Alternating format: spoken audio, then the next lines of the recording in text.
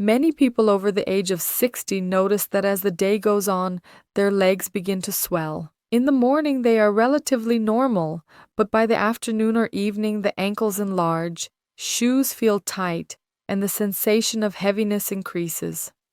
The most common explanation is always the same: it's age. But that answer is incomplete and dangerous. It's not just fluid, it's slow circulation that no one ever explained to you. I am Dr. Sinclair, and I ask you to stay until the end because today we are going to understand why swelling worsens at the end of the day, what the silent mistake is that causes it, and what simple habit can help without resorting to medication. Difference between fluid retention and poor circulation. When a person over 60 notices swelling in the legs or ankles, they usually hear that it is fluid retention. That explanation, although common, is not always correct. Fluid retention and poor circulation are not the same, even though they may appear similar. Confusing them leads to making wrong decisions that do not solve the problem and, in some cases, make it worse. Fluid retention involves an abnormal accumulation of water in the tissues due to hormonal, kidney, heart, or metabolic causes.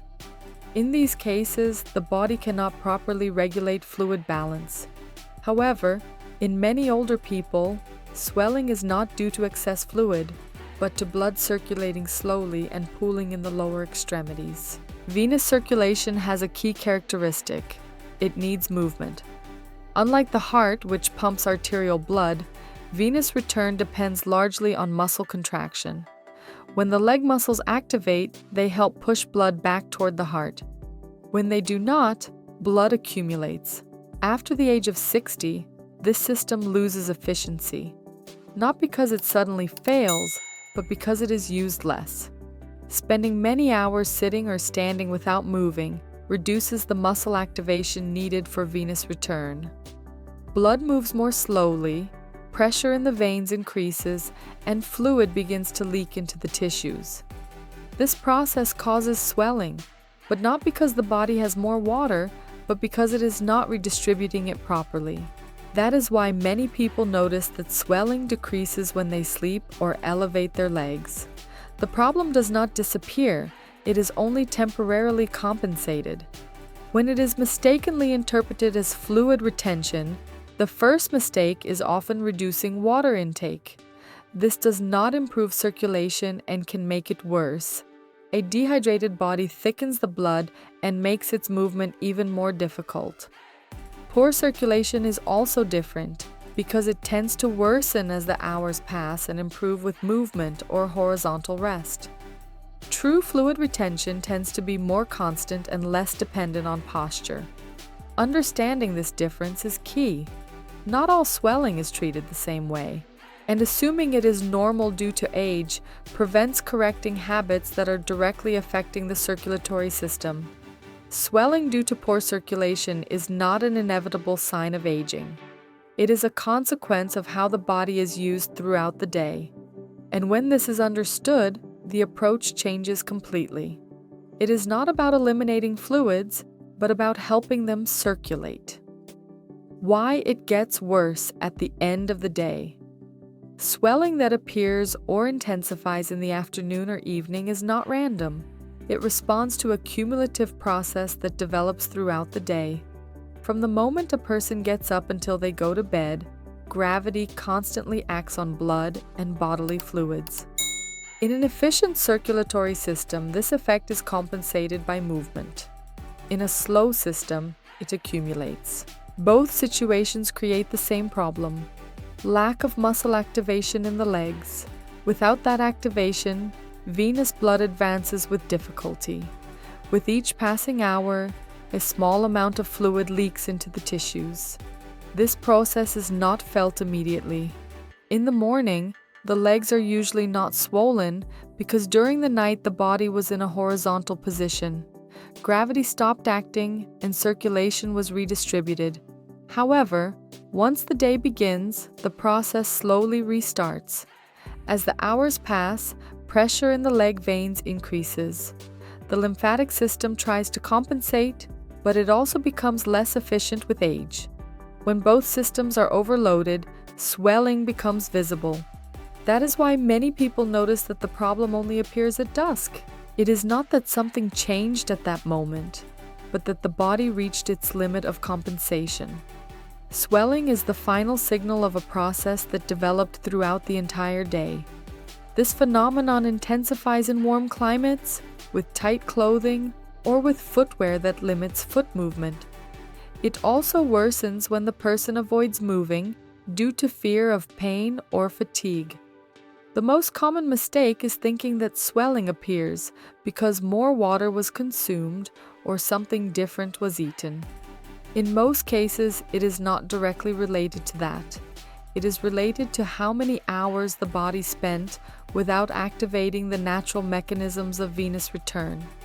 When swelling worsens at the end of the day, the body is showing that it needs help moving blood, not eliminating fluids. Ignoring this signal and normalizing it as part of aging delays simple and effective solutions. Understanding why it happens allows you to stop fighting the symptom and start correcting the cause. Nighttime swelling is not a punishment of time. It is a consequence of daily body use, and that means it can be modified.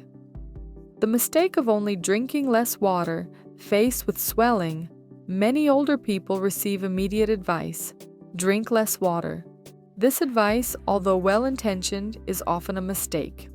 Reducing water intake does not improve slow circulation and can generate counterproductive effects in the body. The body needs water to keep blood fluid. When dehydration occurs, blood becomes thicker and circulates with greater difficulty. This increases venous stagnation and further promotes leg swelling. In addition, the body responds to lack of water by retaining fluids. It is a defense mechanism. When the body perceives insufficient fluid intake, it activates hormonal systems that conserve water. This can make swelling worse, not better. Another problem is that reducing water affects kidney function. The kidneys need adequate volume to filter properly.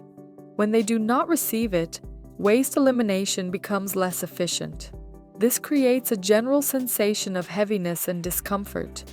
The confusion arises because swelling is associated with excess.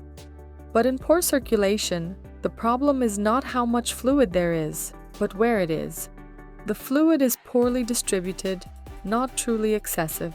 Drinking less water can also cause cramps, fatigue, and dizziness, especially in older people. These symptoms are often interpreted as independent problems, when in reality they are related to inadequate hydration. The correct approach is not restriction, but optimization. The body needs water and movement. Without movement, water stagnates. Without water, circulatory movement becomes difficult. Both elements work together. The mistake of only drinking less water is dangerous because it diverts attention from the real problem. Instead of improving circulation, the system is weakened. And when no results are seen, many people assume there is no solution. Understanding this changes the strategy. Swelling is not fought by drying out the body, but by helping it circulate better. And that requires simple habits, not extreme restrictions. After 60, the body does not need less care, it needs smarter care. And that begins by stopping listening to simplistic advice that does not consider how circulation actually works. Title 4: What simple habit helps without medication? The good news is that improving slow circulation does not require medication or complex routines. It requires a simple, sustained, and conscious habit. The goal is not to force the body, but to remind it how to activate its own venous return mechanisms. The most important habit is interrupting prolonged periods of immobility. It does not matter whether you are sitting or standing. What matters is that the body does not remain in the same position for hours. Small, regular movements have a great impact on circulation. Activating the leg muscles frequently is enough to help blood return to the heart. This is not about intense exercise, but activation. When muscles contract, they compress the veins and push blood upward. This habit also reduces venous pressure and decreases fluid leakage into the tissues. Over time, swelling becomes less intense and appears later or does not appear at all. Another benefit is that the body regains a sensation of lightness. Many older people describe tired, heavy, or stiff legs. That sensation is directly related to slow circulation. As it improves, daily mobility becomes more comfortable. This approach is effective because it respects the body's physiology. It does not fight against it, it works with it. Instead of forcing fluid elimination, it facilitates natural circulation. In addition, this habit reduces dependence on external solutions. Many people quickly turn to creams, supplements, or medications without understanding the origin of the problem. When the habit is corrected, many of those solutions are no longer necessary. The key is consistency, not intensity. Small gestures repeated throughout the day are worth more than a single isolated action. After 60, the body responds better to regularity than to extremes. Helping circulation is a way to protect autonomy, comfort, and quality of life. Swelling does not have to be an inevitable companion of aging. With clear information and simple habits, the body can function better. And when circulation improves, the legs stop being a limitation and become a support. Swelling is not just an aesthetic problem. It is a sign that circulation needs help. It is not age. It is the habit no one explained to you. If you made it this far, write in the comments health first. Because health, that comes first.